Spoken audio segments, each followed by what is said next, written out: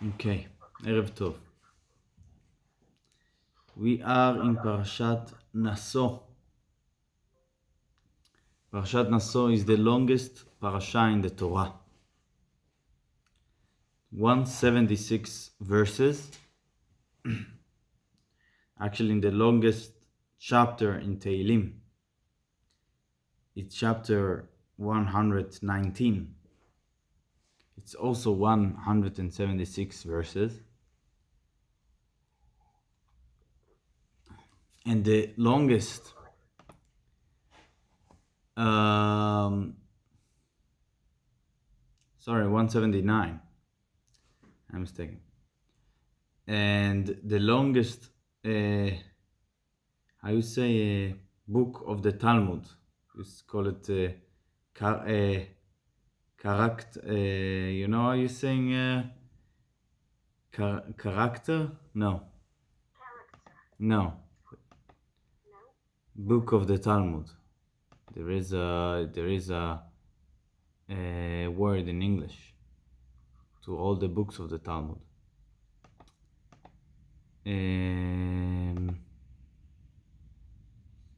Whatever. I'm sure of Avraham Tityahu. No? Every book of the Talmud, tractat, you said.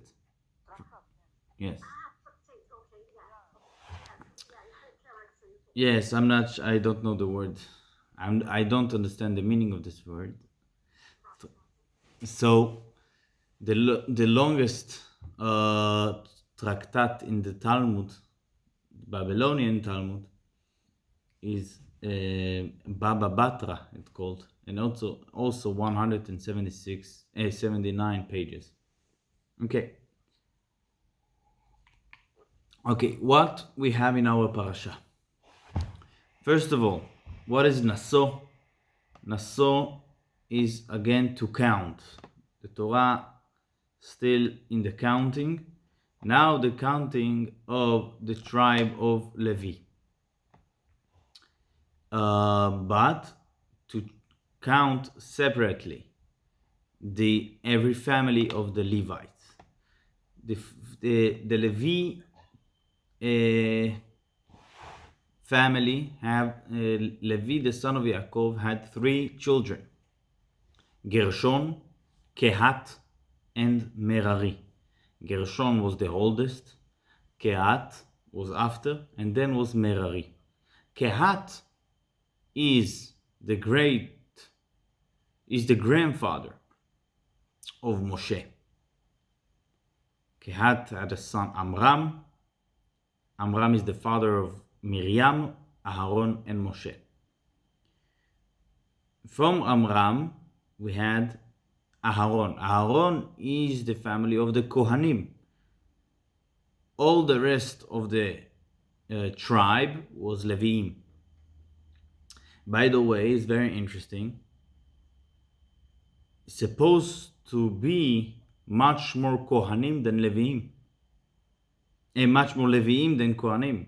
Because we had Levi. Levi had 3 sons. Gershon, Kehat, and Merari. Every son had few sons. For example, Kehat had 4 sons. Amram, Yitzhar, Hebron, and Uziel. Only from Amram, 1 kid, Aharon, was the father of Kohanim. All the rest of the tribe were Leviim. So it's supposed to be, 30 times more, 40 times more Leviim than Kohanim. And I think if a person would be at the synagogue, he would see that there is not much more Leviim than Kohanim. It's very interesting. Okay.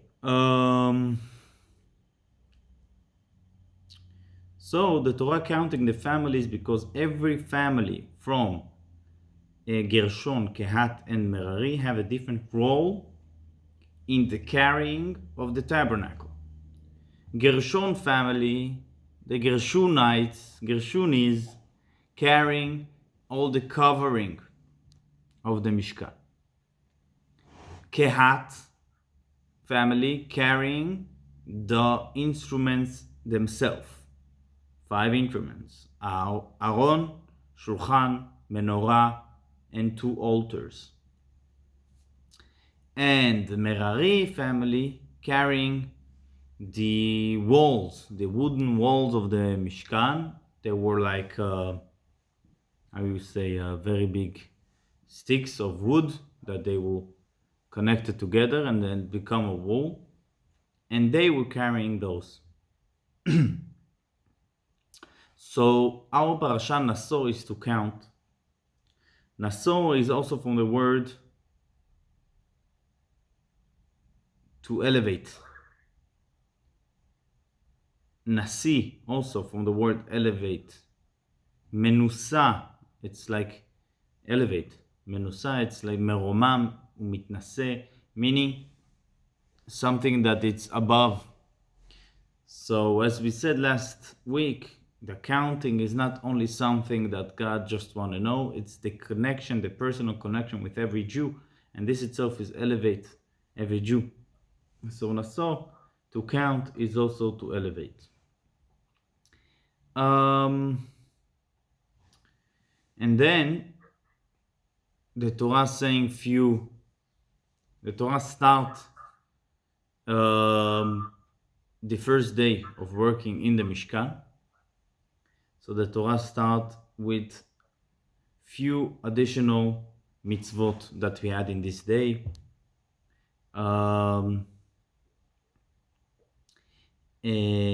First of all, to take all the impure out of the camp, or all the laws of Sotah. I'm not sure if you know, familiar with this laws. Sotah, it's very interesting, difficult laws about husband that told his wife after he have a reason to tell his wife not to be alone with one person. Just asking her, please don't be alone with this person. If he become aware that she is alone with this person, even though he doesn't know what he's doing with her, what she doing with him, so he can ask her to tell him what's going on, and if she refuses to say what's going on, he can take her to Jerusalem, to the Beit HaMikdash, and then there is a special process that she needs to drink some water in the Beit HaMikdash, and if she did nothing wrong, so she become blessed, and if she did something wrong, she becoming sick, and eventually so this is something that was in the time of the Beit HaMikdash, and it stopped because in order that the husband will take his wife, the husband also need to be a good person. If the husband is not good, so the water will not check or test his wife. So it become in the time of the temple, it become in the second temple, it become they stopped doing it. With those laws, the Torah also saying exactly what I just said, the laws of Nazir. Nazir is a person that taking upon himself to be a little bit separate from the world, not to drink wine, not to get an haircut. And how you say Nazir in English, you know? How? Right, 1 second, I don't hear you. Yeah, now? Monk. Yes, this is a good word. Monk. Yeah, there is the father of Shimshon was the No, Shimshon itself. Shimshon himself. itself said, but his father name was, it's about that Manoach. No. Manoach? Manoach, Ken. Manoach. And that's the monk coming from the Manoach. And this I didn't know. Okay. I know, Rav Shmuel told him a few years ago. Makes sense. Yeah, it's monk. It's, yeah, Manoach. Yeah, Ken. It's an English monk, and in Russian it's monach. There is a joke that one Jew had enough with Judaism. It was not enough for him. So he wanted to become something else. So went to India, went to some Buddhist, place, and asked to become a monk. So they told them no problem, but you need to be 5 years in total silence. This is how it works here. Okay? Said no problem. Every 5 years you can say 2 words, and then another 5 years starts. He starts, and then after 1 year, 2 years, 5 years, after 5 years, so they asked him, you have 2 words, what are you gonna say? So he said, bad food. Okay? He started another 5 years. After another 5 years, he said, bad bed. Not good. Okay? After 5 years, it's already 15 years. So he said, I'm done. Those are the 2 words. So the head of this place telling him, oh, good. I'm happy that you're done. We don't want you here. So he said, why you don't want me? So he said, everything that you said in the last 10 years was complaints. So this is the Jews, even if they have a chance to say only 2 words, they're complaining. This I was remembered by because you become a monk. So the Torah basically connecting the monk to become a Nazir, not to be connected to the world, to the story of the husband that have difficulty with his wife. Because you need to be okay.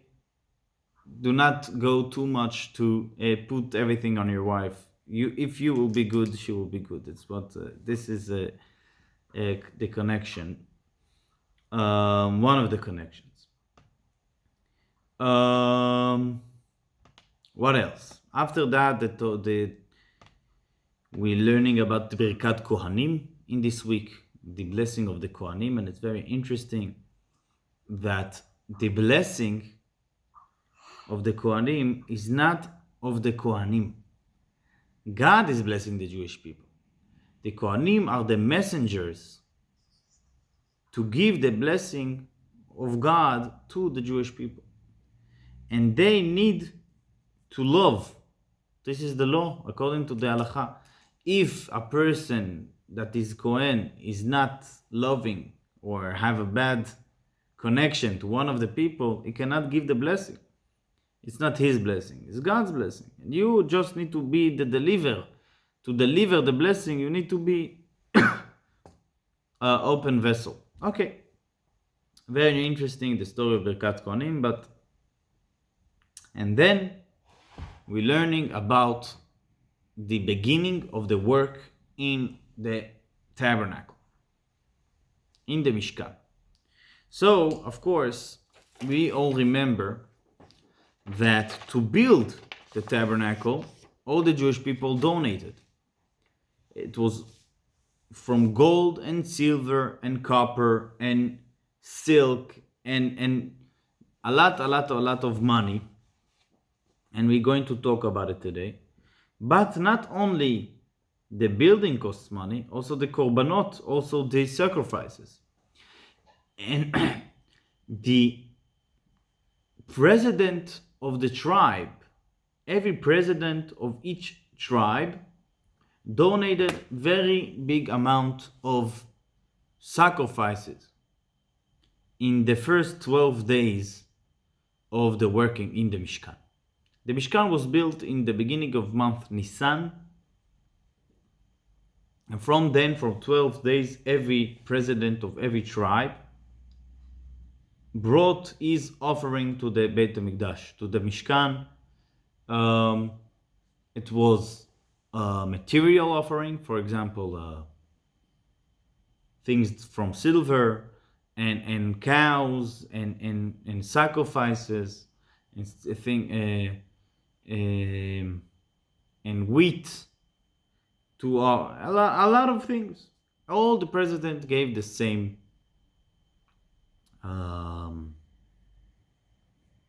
offering. It's very interesting. Now we're going to try to explore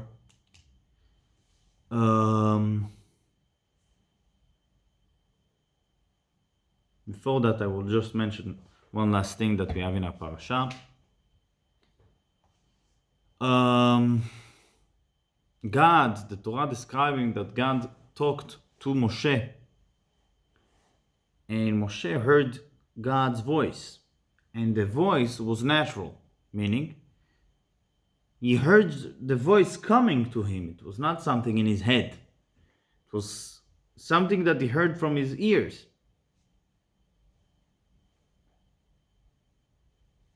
And the Torah describing that he heard the voice from the Holy of Holies, from the ark coming to him, strong, very strong voice. And Moshe was not standing there. He was standing outside. You remember how was the tabernacle? It was a garden, like a place surrounding. And inside there was the small building with two rooms, the Holy and Holy of Holies. Moshe was not standing not in Holy of Holies and not in Holy. He was standing outside. And he heard the voice from inside.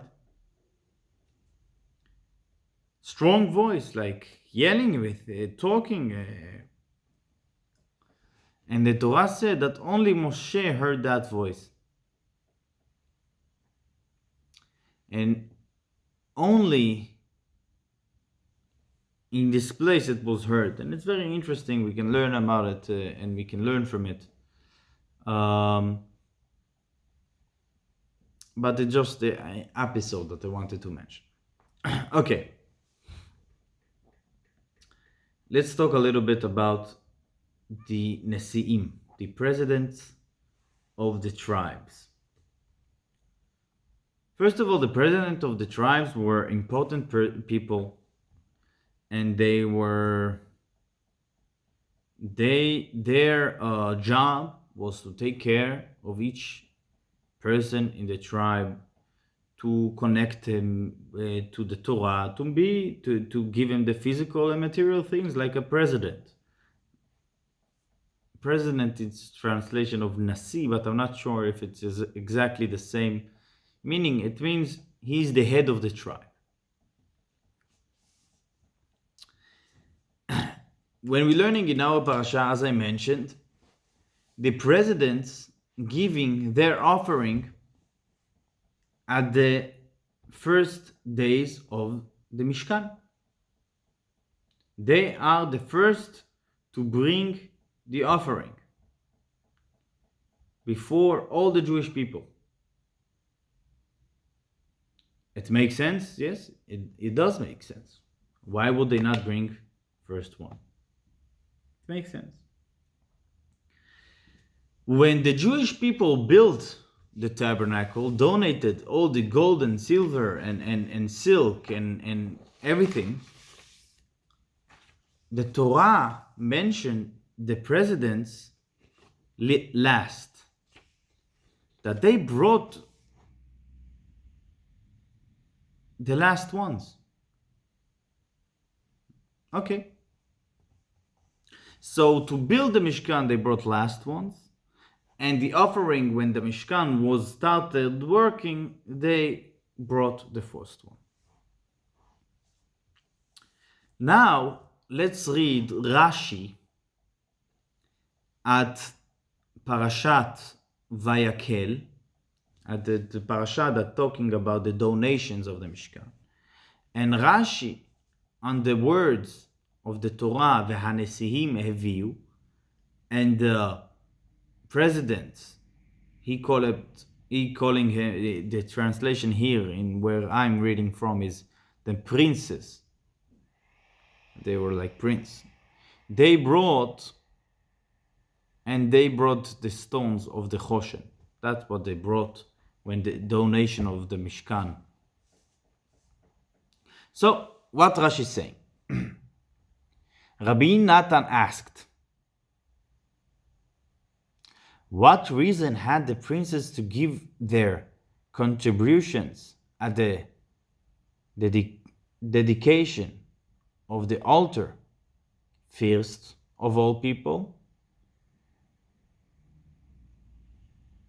Whereas at the work of the tabernacle they were not the first, but the last to contribute. So we ask, why here they bringing? When they start working in the Mishkan, they bring in first. When we donate to build the Mishkan, they bring in last. But, replied he, the princes, as I said, the presidents of the tribes, spoke those. Let the community in general contribute all they wish to give, and what will they then be lacking, we shall supply. They thought to themselves, in the simple words, let everybody bring, and what will be lacking, we will supply. But when the community gave everything needed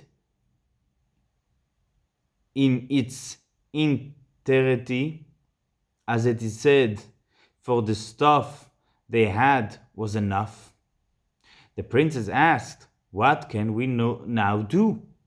Therefore, they brought the stones of the Choshen.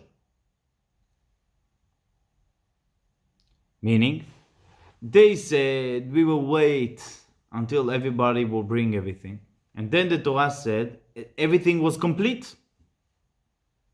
So what they did, they brought the stones of the Choshen. Stone of the holy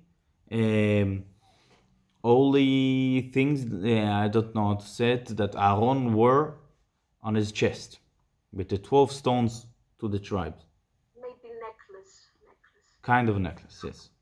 That is why, I'm continuing reading Rashi, that is why they were the first to contribute at the construction of the altar. Because, however, they were dilatory at the beginning, a letter is missing here from their title, and then the Torah, for it is written V'hanesiim without Yud, instead of V'hanesiim with Yud. Okay, this is Rashi. This is translation of Rashi, of course.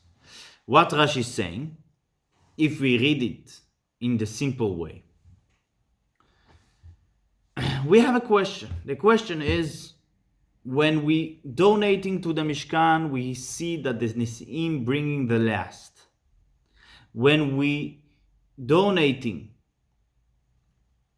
the offering at the work at the Mishkan, they bring in the first.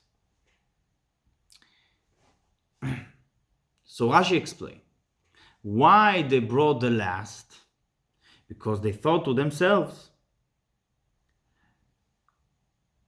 let everybody bring what they need, and what should be lacking, we will complete. And when they saw that everything was complete, they donated the stones of the Choshen.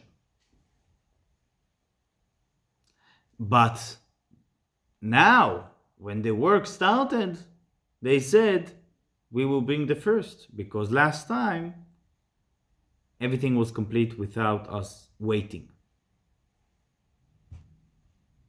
And that's why, because they were lazy in the first time, that's why one yud of the letter V'hanesi'im is missing. The Rabbi asking he had a speech in Shabbat, Vayakel, 1966, if I'm not mistaken. And the Rabbi asked something like 10 questions of this Rashi.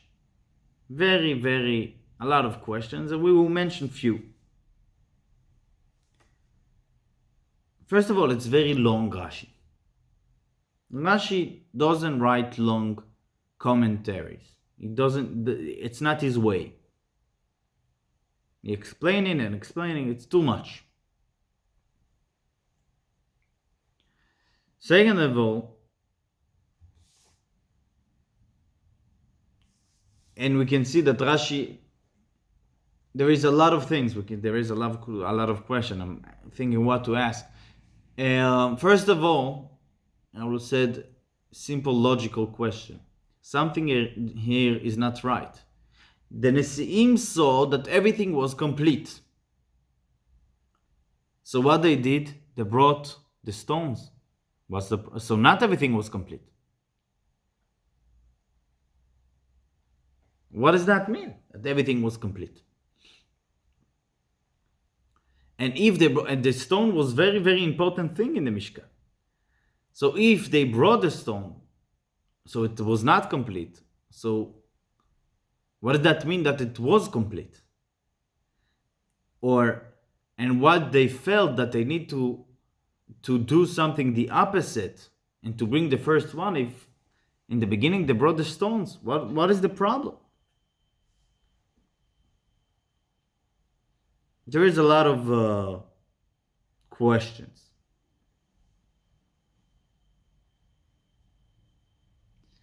The Rabbi giving an explanation that will answer and will explain also the psychological ideas, what the Nesi'im thought, what was their mistake, and a lot of additional things. There is also a question that the Rabbi asking, every time that Rashi writing the name of the Rabbi, and I mentioned this type of question here for a few times, every time that Rashi giving the name of the Rabbi from whom he said he quoting, Rashi always almost quoting from someone, from the Talmud or the Midrash, but most of the time he doesn't say who is the Rabbi that's saying this.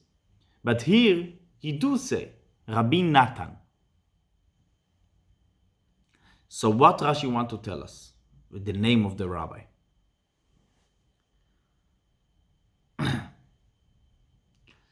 So to understand that,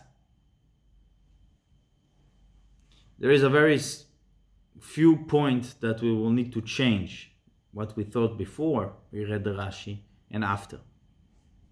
When we're reading the Rashi, it looked like Rashi have a questions. The question of Rashi is why they're bringing here the last ones, the donation to the Mishkan. Not why they're bringing here in Parashat Naso the first one. This what the Nesi'im bringing the first one, the offering to the tabernacle. It's simple. They are the Nesi'im. But why to donate to build the Mishkan? They bring in the last one. But the Rebbe said, if you will read the question carefully, you would see that the question of Rashi is exactly the opposite. The question of Rashi is, why the Nesi'im bringing the first ones when they building the Mishkan? It's supposed to be that the Nesi'im will bring the last one. Why would the Nesi'im bring the last one? Because they are Nesi'im, they are presidents. They don't need to bring the first one. They need to encourage everybody to bring. This is their mission. The mission is not to be like the presidents of today, just honor to bring the first one. No, the Nesi'im supposed to bring the last one. So let's read again the question of Rashi. Rabbi Natan asked, what? One second, I will do like that.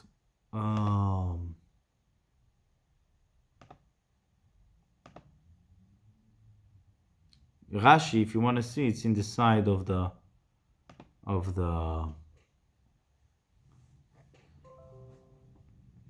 Rabbi Natan asked, what reason had the princes to give their contributions at the dedication of the altar first of all people? The question is not why they're bringing in Parashat Vayakel the last ones, because this is making sense, because they are Nesi'im. The Nesi'im, their mission is to encourage everyone to bring their offering. That's why they will bring the last ones. After they saw everybody bringing, so they said, we will bring after them. So this making sense. The question of Rashi is not why they brought in our parasha, why in his parasha, Parashat Vayakel, they bring in the last ones.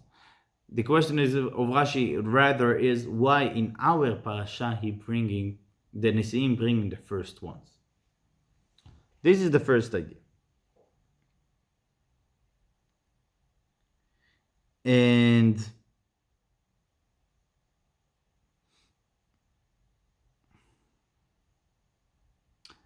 after that, we need to understand what was the story. The Nesi'im bringing the last one. Why? Because they first of all encourage all the Jewish people to bringing the donation to the Mishkan. But then they understood that they did a mistake. What was their mistake? The mistake was that they saw that the Jewish people brought everything. They completed the job. What's the problem? The problem is that they understood that they are not part of the donations as they thought. What does that mean? The Nesi'im said, let all the community bring, and what they will be lacking, we shall supply. What does that mean? It means that in their thinking, we don't need to donate. Why? Because our people will donate. And if they will lack something, we will bring. They suddenly realized all the Jewish people bringing everything. Everything. Including the money to buy the special stones to the bracelet of Aaron. And this is the meaning that everything was complete. Even the stones were complete. Even though the Jewish people didn't have the stones. So they brought money. Meaning they did everything that they could. So this Nesi'im was shocked. They didn't thought that the Jewish people will bring so much. So then they thought to themselves, what's going on here? We almost maybe don't have part in all the process of the donations. So that's why they rethink what they did. They started with the best feeling. When God said everybody need to donate to the building of the Mishkan, so the Nesi'im said, we will not donate, we will convince everybody to bring, and all the Jewish people will bring, and it will be perfect. And then they had a major success. They said to themselves, what shall be lacking, we will complete. They thought like, But the success was above and beyond. And even what the Jewish people didn't have to bring, they brought money to buy it. Everything was complete. So what the Nesiim had to do to participate? They brought them the stones themselves. Even though the Mishkan had the money to buy them. This is the meaning of everything was complete and they brought the stone themselves. So after that episode, the Nesiim thinking to themselves, we miscalculate the situation here. We thought that we doing a great job to convince the Jewish people to donate. It's not true. Something here is not right. Therefore,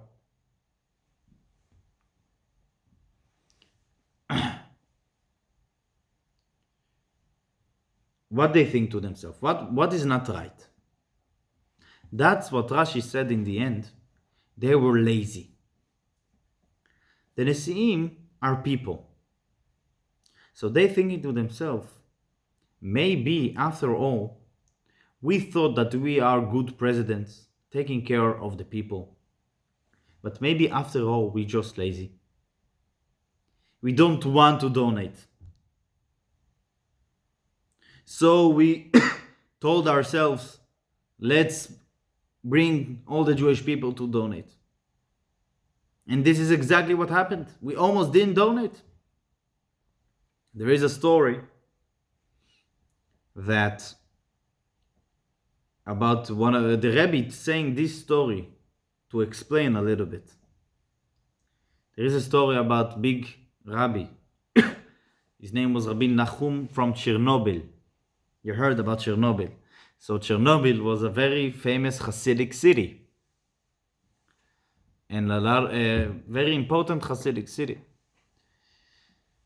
So Rabbi Nachum from Chernobyl was giving always a lot of charity.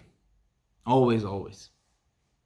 Once a person coming to him and giving him an enormous amount of money to bring to charity. Yo, the Rabbi, take it, bring it to charity.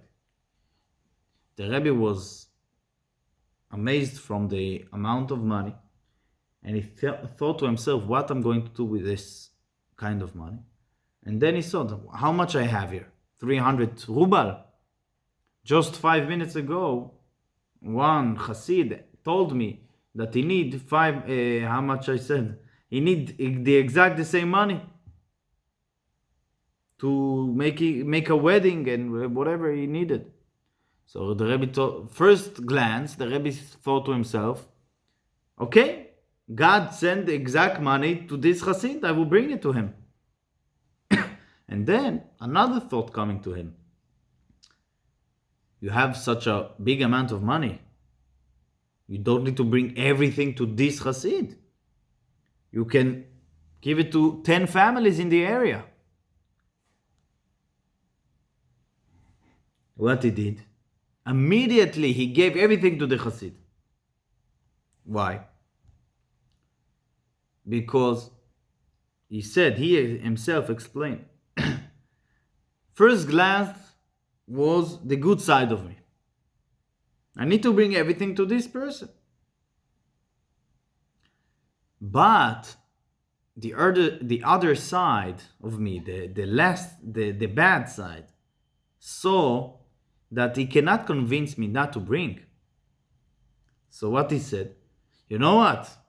Bring a quarter to this Hasid. And quarter to the next one. Make it smart. And then he hoped to achieve something. You will not bring everything. Something will stay in your house. You will buy tomorrow something to your wife. And something he will manage to do. So a lot of times, the good thoughts, they are just mix of our nature. So the Nesiim thought to themselves, maybe we are too close to ourselves. We think that we are good presidents, but we are just lazy. So we convinced everybody to bring the offering, and then we ourselves did not brought our parts. That's why they first wants to bring in the donations to the Mishkan. Because they saw, first of all, they saw that the devotion of the Jewish people do not need help.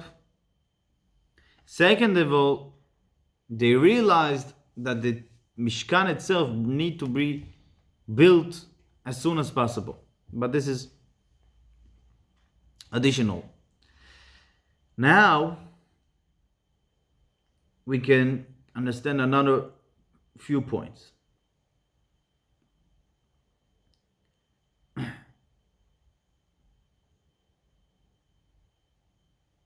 First point is that I don't know where to start. One second.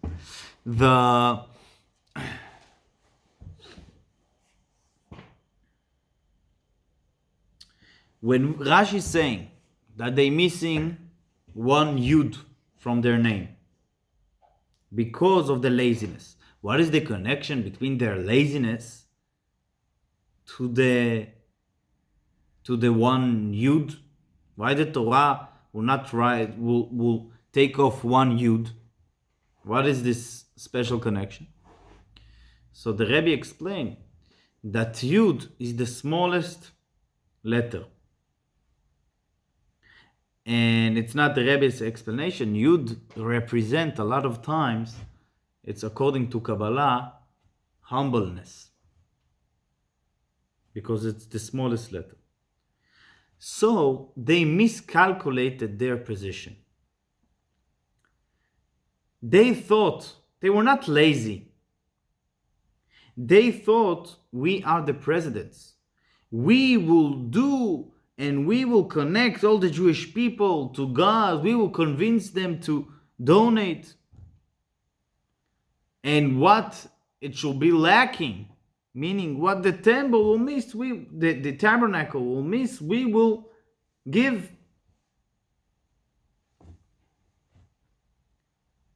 And the problem was that they were not humble enough to understand that you here to deliver the words of God, not to own their donations. You are just a vessel. After you deliver the words of God, do not think you know them until the end. And I will explain. As we said, their mistake was they thought we are covered. Why? We will convince the Jewish people to bring, and then if the Mishkan will lack something, we will add. And if not, if they will bring complete, what they thought to themselves, if the Jewish people will bring everything, what they thought, whatever they bringing, it's from us. We convinced them to do it. So they thought they were covered. They donating everything. Why? Because all my tribe bringing, so it's me. I'm the president of the tribe. I convinced everybody to bring. But again, they realized that they having a mistake. What is the mistake was? Because they didn't thought it will be so overwhelmed and all the Jewish people will bring everything. So they understood that they are not humble enough. But the question is, maybe they were right. What the tribe bringing is everything. It's connected to the president of the tribe. They're right. I convinced you to do something good. You did it. I should be proud. No, it's connected to me. I have a part in it. So therefore, Rashi bringing Rabbi Natan, mentioning his name, because in the Talmud there is very famous law, and the law called Shi'abuda de Rabbi Natan. What is Shi'abuda de Rabbi Natan? 1 second. Shi'abud means 1 second, I will. Shi'abud is in Estonia is parisorius, something like that. There's nothing like that. Okay, 1 second. Bondage in English. Bondage. This is shi'abud. Huh? How you say it in Estonian? Here it's writing I don't know. parisorius. Nothing like that? No word like that. Maybe you can translate the bond. I will translate the bondage and you will see. Estonian. In here. In English, it's translated slavery. Slavery. Yes, but it's not a good translation. Okay. Better translation would be. You know what? I will explain the subject itself, and you will translate it. If Lina was kind enough to loan to me $100,000. But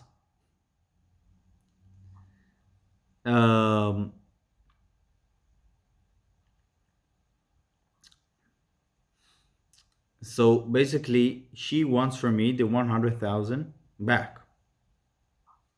Yes? But Abraham took from me 100,000 also once. So Lina wants to take from me, and I want to take from Abraham. There is bondage.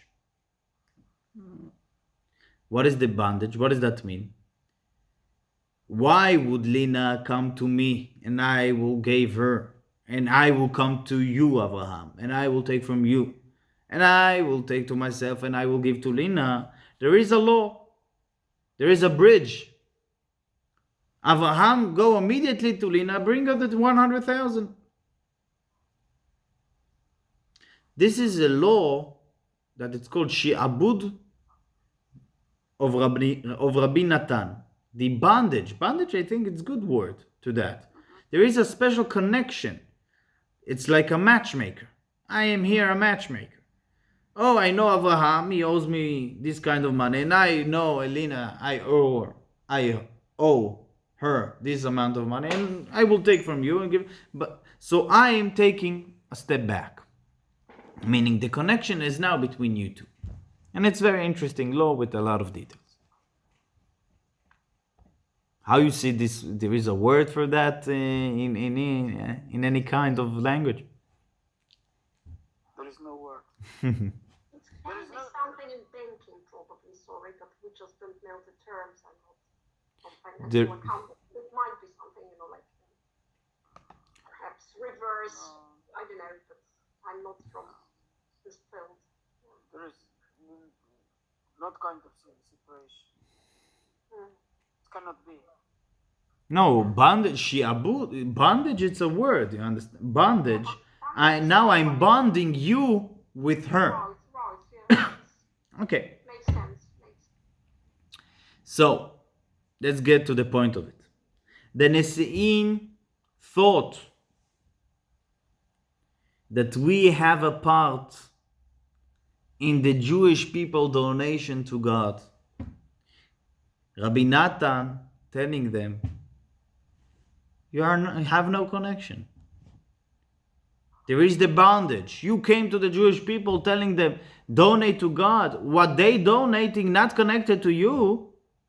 You just here to deliver the word of God to the Jewish people. What they would do from now on, not connected to you. And this is what the Nesi'im, the president realized after the story, they thought, oh, we just thought that we are so important, and we convincing the Jewish people to bring, and they probably will lack something, and we will add it. And what happened?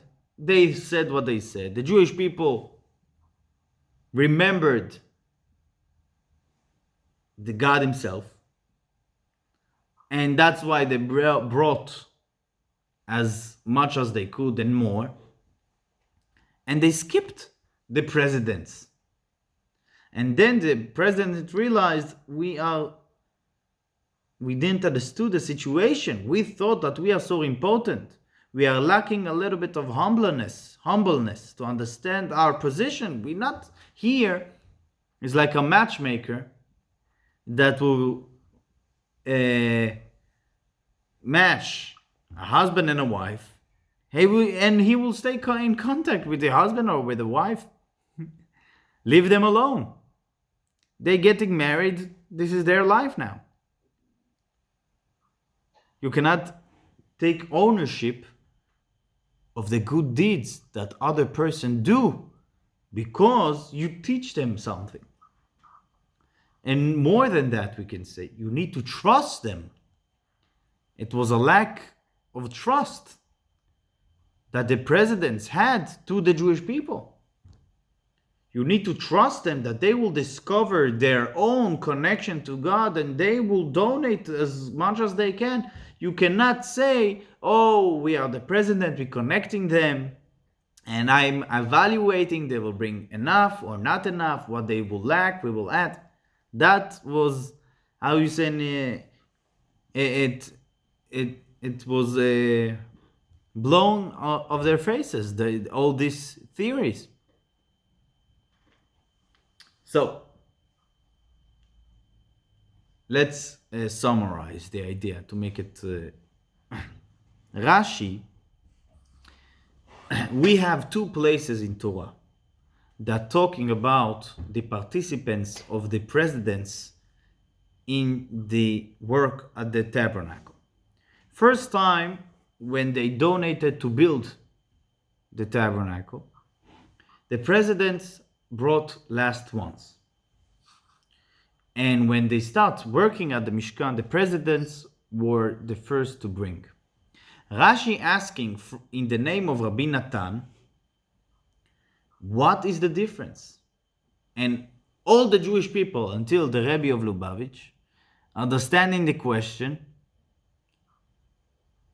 in a very simple way. Why the presidents were the last one to donate?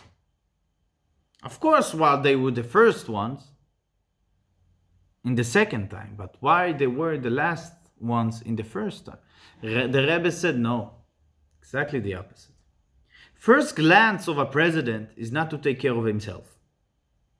It's to see that everybody bringing. And this is what they did. They were not, Rashi not here to criticize the presidents. The opposite. Rashi not asking this question to say, why they're bringing the last? No, he asking why they're bringing the first ones. Because why they bring the last is a good thing. They're bringing the last ones because they went, every president took all the families of the tribe and called them, listen, God asking us to build a house to him, and we will need to donate to participants in the building of the house of God Almighty. Let's do it together. And they took upon themselves the mission. And then they thought, as Rashi explained, what it should be lacking, we will complete. And then it was complete, and they brought the stones to the Choshen. How come it was complete and they brought another thing? It was complete or not complete? Rashi, it's not understandable. So the Rabbi explained, it was complete. Why? Because when the Jewish people saw that they don't have enough, so they brought money to buy. And the Nesi'im then realized what's going on here. We did some amazing job. Something here we miscalculated. And then they rethought all their position as presidents. They understood that they're missing a yud in their name. It's not that there was a punishment in the Torah and the Torah took yud. No, the Torah telling us the reason that they miscalculated their position. The reason is because that they were missing yud. They did not understood humbleness. They not understood that it's true that a president need to take care about the people first, but he need to trust them. He cannot say they will bring, I will convince them, they will bring, and it will stay connected to me, and I am part of everything. No, you deliver the words of God. What they will do with the words of God, it's their work. It's not connected to you. And they trust them. They will do good work. And this is why Rashi here putting Rabbi Natan also. To tell us there is the law of Rabbi Natan, and Rashi hinting this because this is a question. What was the mistake of the president? This is a question for high students. Rashi, his commentary is for kids from 5 years old. But if a person a little bit more older asking what was the problem of the presidents, they were right. They have connection to what their people doing. So the Rabbi is saying no, Rashi hinting that no, they have no connection. This is the work of the people. I hope the point is true, but we can learn from it a lot. We all have influence, some influence on something. We need to know that we need to be complete, connected to the people that we are influencing on. It's true, but we cannot take ownership on their life. It's their life, and you need to trust them and to be humble. And the Rebbe is the best example, because the Rebbe was giving so many blessings to people. People came to him to all over. And always he was saying, it's not me, it's God. You're not donating to me. You're not getting the blessing from me. I'm just here to deliver the message. And I heard once from Rabbi Jonathan Sachs, that is the rabbi of England, that passed away for this year. And he said that a leader creates students. Big leader create followers. Hasidim create devotion. But only one leader can create leaders. The leader that understands that is only there to guide and to trust them that they would be perfect. They have the potential. They have their own connection with God. You're just there to guide, to help. You will not create followers. You will create leaders. And this is what the Rebbe did. He did not only create followers that they are connected to the Rebbe very much. He also created people that they are themselves leaders. And this is the point. I hope it's at least the idea is understandable, because there's a lot of details, and we said maybe half of the details of the Sikha, and it's quite nice. It's quite nice. And the end point is clear, but the way was a little bit